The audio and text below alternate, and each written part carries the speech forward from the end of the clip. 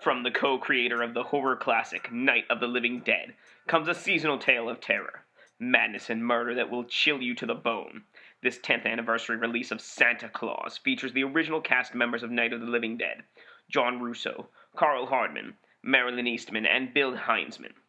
Sexy B-movie scream queen Raven Quinn won't be having the happiest of holidays this year.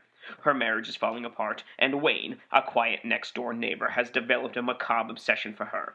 As Wayne's delusional fantasies grow more dangerous and bizarre, he transforms into the most frightening serial killer ever to stalk the streets on a cold winter's night. Santa Claus! Mercilessly butchering anyone who stands between him and the object of his psychotic desire. The red-suited maniac tracks Raven down to the set of her latest erotic horror movie. Here, the grim madness of reality collides head-on with the cinematic fantasy in a blood frenzy of psychopathic mayhem, leading up to a shocking confrontation between Raven and this unstoppable monster that will have you shivering with fear. I'm Corey. And I'm Paul. And we are the B-Movie Bros. Here we review B-movies to the best of our ability. Sometimes we get off topic, but randomness is a gift. So we are once again broadcasting from Paul's apartment in association with the River's Edge Network. So let's just get right into it. As you heard, the back of the box, that was the description for the 1996 slasher movie, Santa Claus. Let's just jump right into it. Technical difficulties. What are our top and bottom three about this movie? You know what? There's so much bad in this movie. Let's just get the bad out of the way. Let's see what was so bad.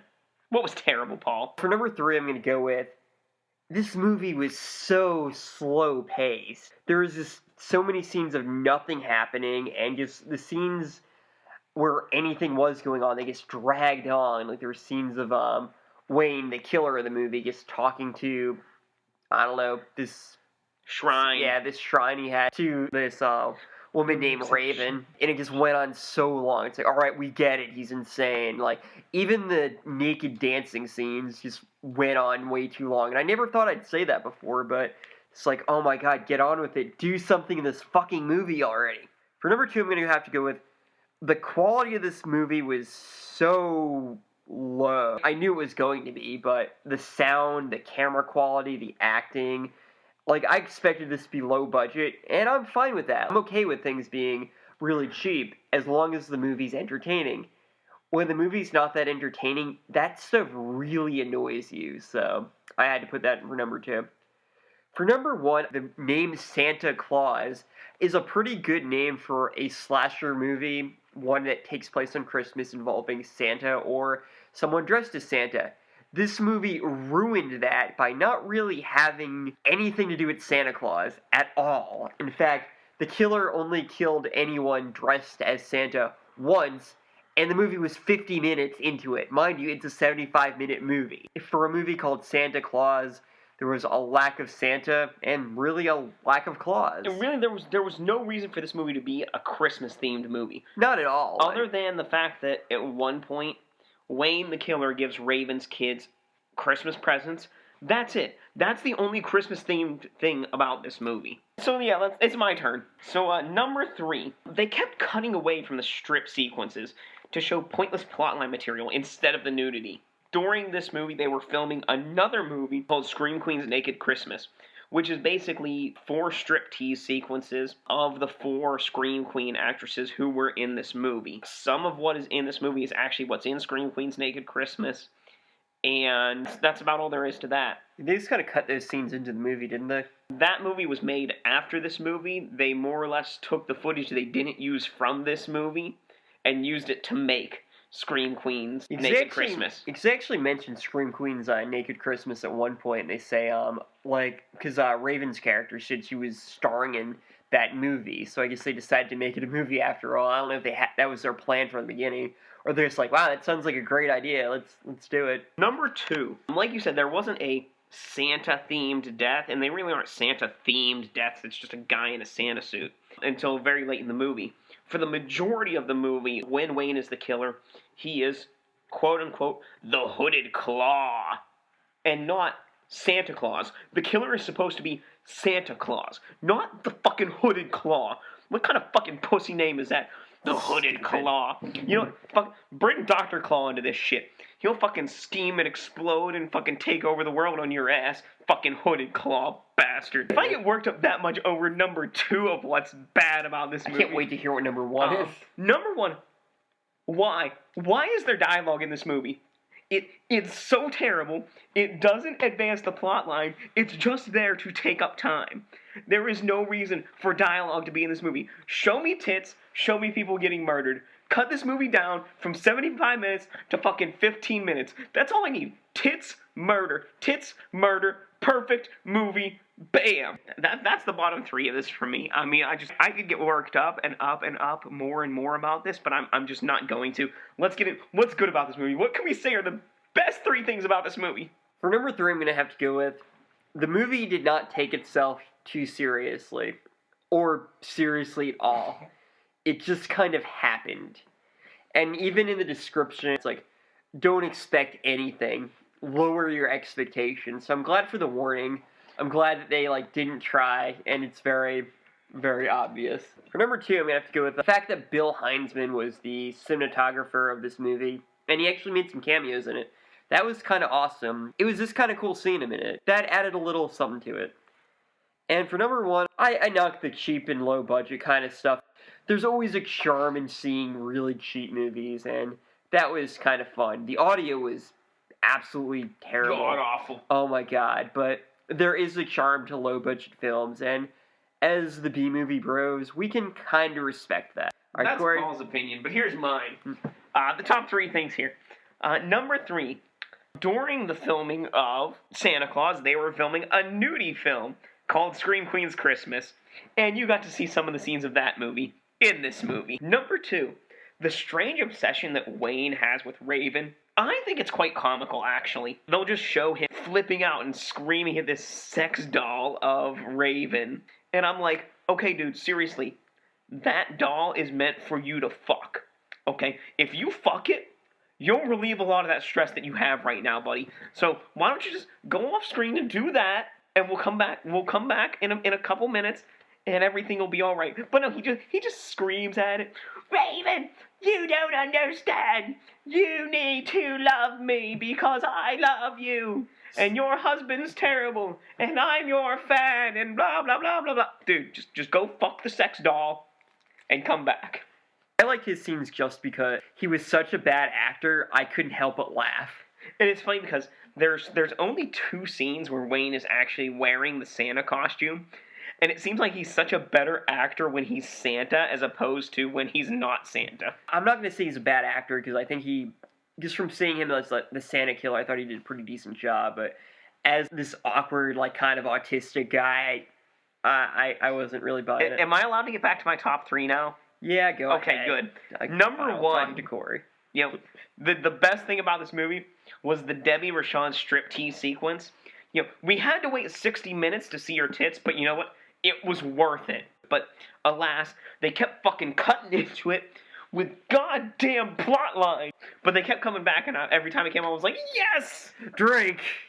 So, I do have to say one quick thing on that was the during that scene they show Bill Heinzman filming it, and that was his favorite scene in the movie. Oh yeah, totally. He had the smile on his face that just would not go away, and I can't blame him. You just want to give him a high five, every time you see him in a scene like that.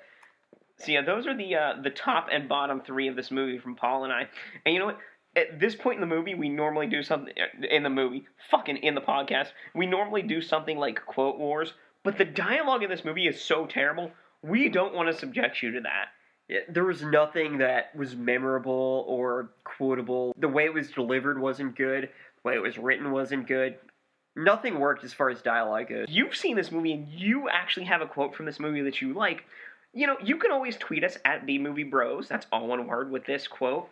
Find us on Facebook at B-movie space BROS, BMovieBros. Leave it in the comment section here on SoundCloud. Anything else you really want to say about this movie before we get into something else here? Who directed this movie again? John A. Russo, co-writer and co-director of the original Night of the Living Dead. Yeah, there was a lot of Night of the Living Dead stuff. There were posters everywhere. It was kind of cool. You had a lot of people, a couple Night of the Living Dead alumni here.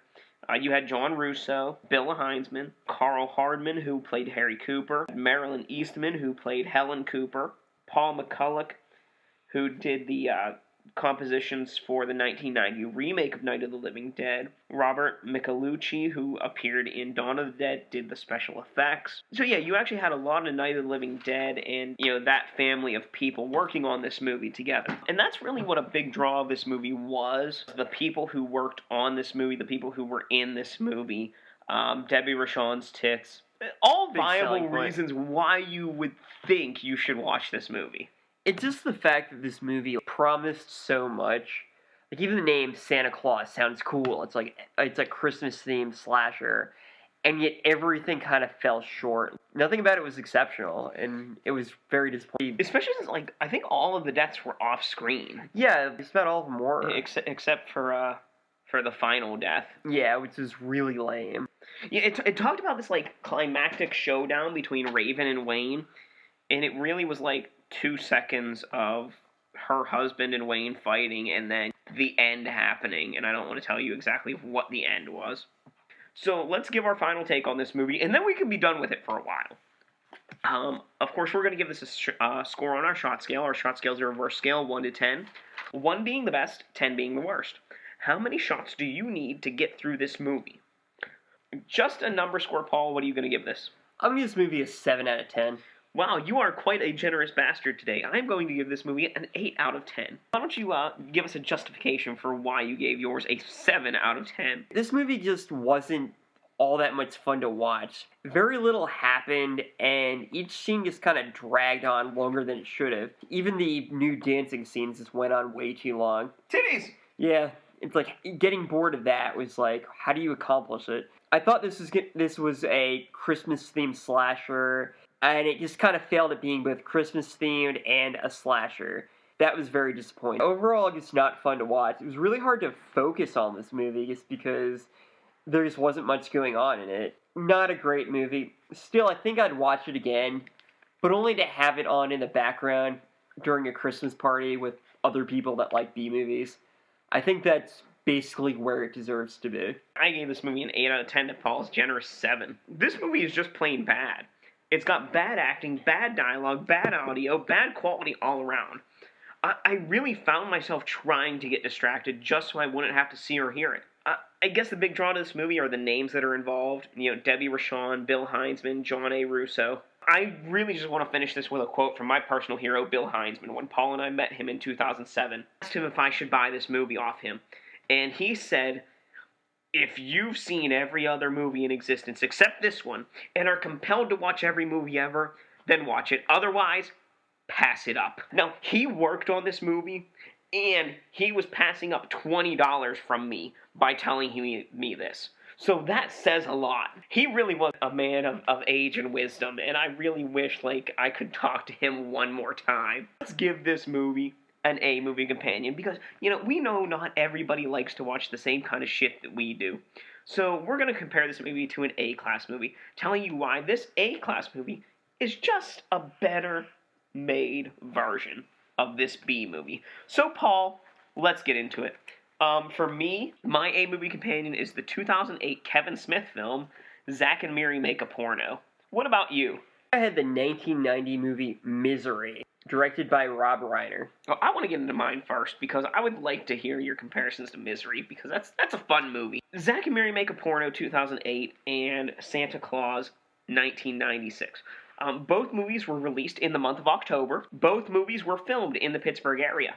Both movies have movies taking place inside of their movies. Both movies feature nudity, in one sense or the other. The primary attractors for both of these movies are actually the cast and crew. And on IMDb, both movies are viewed as below average or worse. And of course, because I said, both movies had a movie inside the movie, the movies being made inside of the movies were smut films. And that's really all I have on the matter. So let's hear about Misery. I like Misery. Both movies are about someone working in some sort of trashy form of media.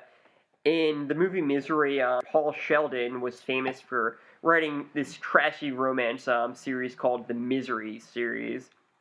And in Santa Claus, Raven was known for basically stripping in low-budget, softcore porn movies. Both Paul Sheldon and Raven wanted to be taken more seriously. Paul Sheldon wanted to start writing more serious, like, respectable books, and Raven kind of talked about being in more serious movies, like movies where she'd probably keep her clothes on. Both main characters, Paul Sheldon and Raven, have somebody who's obsessed with the work they've done to a really unhealthy level. Paul Sheldon is held hostage by a woman who's obsessed with his Misery series and becomes just absolutely insane when he ends the series and kills off the main character. And Raven's neighbor, Wayne, was just obsessed with her movies. Like, he would just talk to this sex doll designed after her. Both stalkers basically became completely batshit crazy as the movie progressed. Like, Wayne, he went from just talking to the sex doll to murdering people, dressed as Santa for no reason. In Misery, Paul's stalker, she's all nice at the beginning, like, helping him after he's in a crash, but after she finds out in the last book of the Misery series, he kills off the main character. She basically imprisons him at her house. She breaks his feet. She basically forces him to write another novel in that series. The progression of insanity and, like, depravities is just amazing. So, yeah, basically, Misery, an A-movie version of Santa Claus. And Zack and Miri Make a Porno, another A-movie version of Santa Claus. I think it's time to drink away the flick.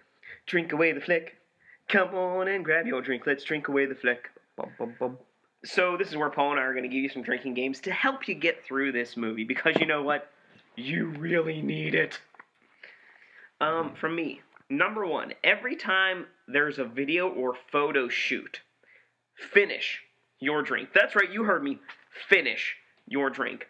Number two, whenever somebody dies, take a drink. Number three, anytime someone's hot cocoa is drugged, take a drink. It happens more than you think. Number four, anytime Wayne psychotically talks to Raven and it's not actually Raven, take a drink. And, of course, number five, because it's Christmas month, anytime, quote-unquote, Santa makes an appearance, take a drink. It could be the real Santa, a fake Santa, a murderous Santa. You know, any kind of Santa makes an appearance, take a drink. Every time Wayne is a creep, like, if he's just being really awkward or, like, saying stuff like this is out of place and, like, or just in his car, like, making weird faces, take a drink. Every time Eric is shown cheating on Raven, take a drink. Every time Bill Heinzman makes an appearance, take a drink.